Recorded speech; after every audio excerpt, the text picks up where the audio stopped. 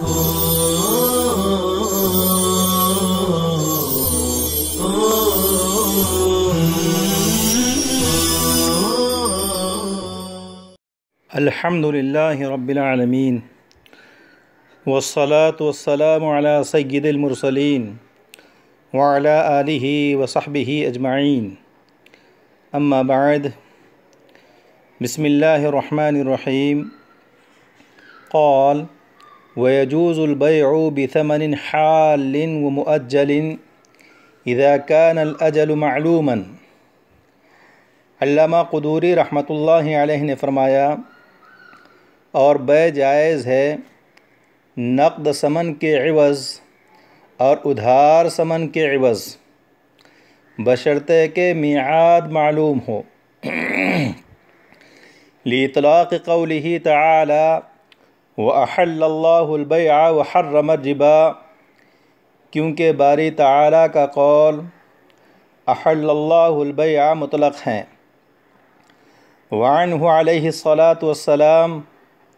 انہ اشترى من یہودی طعاما الى اجل معلوم ورہنہ درعہ، اور آپ صلی اللہ علیہ وسلم سے متعلق مروی ہے کہ آپ نے ایک یہودی سے کچھ اناج ایک مدت کے وعدے پر ادھار خریدا اور اپنی زرع اس کے پاس رہن رکھا۔ ولا بد ان يكون الاجل معلوما لأن الجهالة فيه مانعة من التسليم الواجب في العقد، فهذا يطالبه في قريب من المدة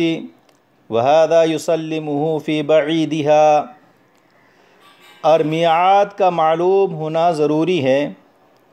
کیونکہ میعاد کا مجہول ہونا اس ثمن کو ادا کرنے سے مانع ہوگا جو عقد بیع کی وجہ سے واجب ہوا ہے۔ پس بائع مدت قریب میں اس کا مطالبہ کرے گا اور مشتری و خریدار مدت بعید میں اس کو سپرد کرے گا۔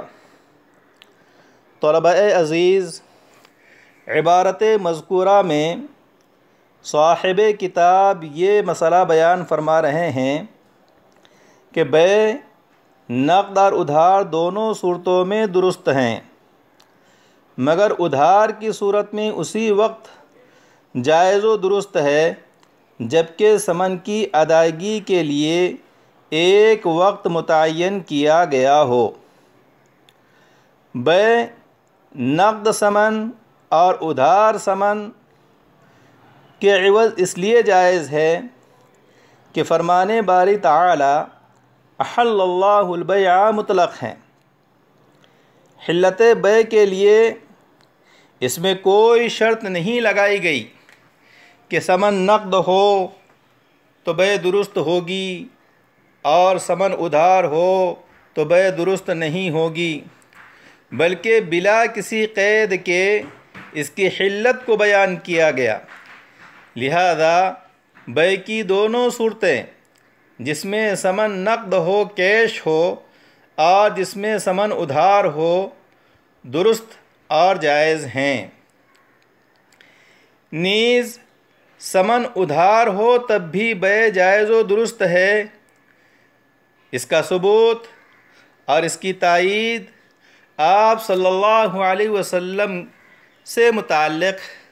منقول یہ روایت ہے کہ آپ صلی اللہ علیہ وسلم نے ایک یہودی سے کچھ اناج ایک مدت کے وعدے پر ادھار خریدا اور اپنی زرع اس کے پاس رہن رکھی، جس سے معلوم ہوتا ہے کہ بیع ثمن مؤجل اور ادھار ثمن کے عوض جائز و درست ہیں۔ غرض یہ کہ ثمن خواہ نقد ہو یا ادھار، بہر صورت بیع جائز اور درست ہیں، بشرطے کہ ادھار کی صورت میں ادائیگی ثمن و پرائز کے لیے کوئی وقت طے ہوں، کیونکہ اگر ثمن کی ادائیگی کے لیے کوئی وقت طے نہیں کیا گیا اسے مجہول رکھا گیا تو یہ بات اس ثمن کو ادا کرنے سے مانع ہوگی، رکاوٹ بنے گی جو عقد بیع کی وجہ سے واجب ہوا ہے۔ بائع مدت قریب میں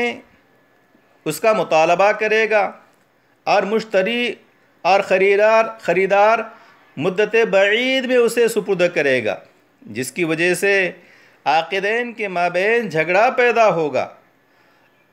اور درس سابق میں آپ کو یہ بات بتائی گئی کہ ہر ایسی جہالت جو مفضی الی المنازع ہو، بیع کو فاسد کر دیتی ہیں۔ الجہالۃ المفضیۃ الی المنازعۃ تفسد البیع، ہر ایسی جہالت جو مفضی الی المنازع ہو، بیع کو فاسد کر دیتی ہیں۔ یہاں یہ بتانا بھی مناسب معلوم ہوتا ہے کہ اعیان کی 3 قسمیں ہوتی ہیں۔ نمبر 1 نقود یعنی درہم و دینار، نمبر 2 دواب اور بیت وغیرہ، نمبر 3 مقدرات جیسے مکیلات، موزونات، عددیات متقاربہ۔ اگر غیر نقدین کی بیع نقدین کے عوض ہوں، غیر نقدین کی بیع نقدین کے عوض ہوں، مثلا دواب اور بیت کی بیع نقدین کے عوض ہو، مکیلات، موزونات اور عددیات متقاربہ کی بیع نقدین کے عوض ہوں، تو یہ بیع مبیع محض اور ثمن محض پر مشتمل ہے، یعنی اس میں نقدین کا ثمن ہونا اور غیر نقدین کا مبیع ہونا متعین ہے۔ اور اس کے علاوہ باقی دوسری صورتوں میں مثلا نقدین کی بیع نقدین کے عوض ہوں، یا مقدرات جیسے مکیلات، موزونات اور عددیات متقاربہ کی بیع مکیلات، موزونات اور عددیات متقاربہ کے عوض ہوں، تو ان صورتوں میں عوضین میں سے ہر عوض مبیع بھی بن سکتا ہے اور ثمن بھی بن سکتا ہے۔ البتہ امتیاز کے لیے با کا داخل ہونا اور با کا داخل نہ ہونا، دخول با اور عدم دخول با، یہ علامت ہوا کرتی ہے کہ جس پر با داخل ہوگا وہ ثمن ہوگا اور دوسرا عوض مبیع کہلائے گی۔ آگے کی عبارت قال فمن اطلق الثمن في البيع كان على غالب نقد البلد لأنه المتعارف وفيه التحري للجواز فيصرف إليه۔ علامہ قدوری رحمۃ اللہ علیہ نے فرمایا، جس شخص نے بیع میں ثمن کو مطلق رکھا تو جو ثمن اس شہر میں سب سے زیادہ رائج ہو اسی پر محمول ہوگا، کیونکہ یہی متعارف ہیں، اور ایسا کرنے میں جواز بیع کا طلب کرنا بھی ہے، اس لیے مطلق لفظ کو اسی کی طرف پھیرا جائے گا۔ مذکورہ عبارت میں صاحب کتاب یہ مسئلہ بیان فرما رہے ہیں کہ اگر کسی شہر میں مختلف قسم کے سکے رائج ہوں اور یہ سب سکے مالیت میں برابر ہوں، یعنی سب کی قوت خرید یکساں ہو، اور ثمن کو مطلق ذکر کیا گیا، یعنی مقدار ثمن تو بیان کی گئی لیکن صفت ثمن ذکر نہیں کی گئی کہ کون سا سکہ، بخاری یا سمرقندی وغیرہ، تو اس صورت میں ثمن کو، پرائز کو غالب نقد بلد پر محمول کیا جائے گا، یعنی اس سکے سے ادا کیا جائے گا جس کا رواج اور چلن زیادہ ہو، کیونکہ وہی متعارف ہیں، اور فقہ کا قاعدہ ہے المعروف کالمشروط، کہ معروف و متعارف کو وہی درجہ حاصل ہوتا ہے جو مشروط کو حاصل ہوتا ہے۔ پس کسی سکے کی شرط کر دینے کی وجہ سے مشتری پر جس طرح مشروط ثمن واجب ہوتا ہے، اسی طرح عدم شرط کی صورت میں، اطلاق کی صورت میں متعارف سکہ واجب ہوگا، اور متعارف وہی ہوگا جس کا چلن زیادہ ہو۔ دوسری دلیل یہ کہ غالب نقد بلد پر محمول کرنے کی صورت میں جواز بیع کو طلب کرنا ہے، بیع کے جائز ہونے کو طلب کرنا ہے، اس لیے بھی اس کو غالب نقد بلد کی طرف پھیرا جائے گا۔ یہاں یہ بات یاد رہنی چاہیے کہ غالب نقد بلد میں بلد سے وہی شہر اور وہی ملک مراد ہوگا جہاں بیع منعقد ہوئی ہے، عاقدین کا شہر اور ملک مراد نہیں ہے۔ مثلا بیع اگر ہندوستان میں ہو رہی ہے اور عاقدین میں سے کوئی ایک سعودیہ کا باشندہ ہے اور دوسرا امریکہ کا باشندہ ہے،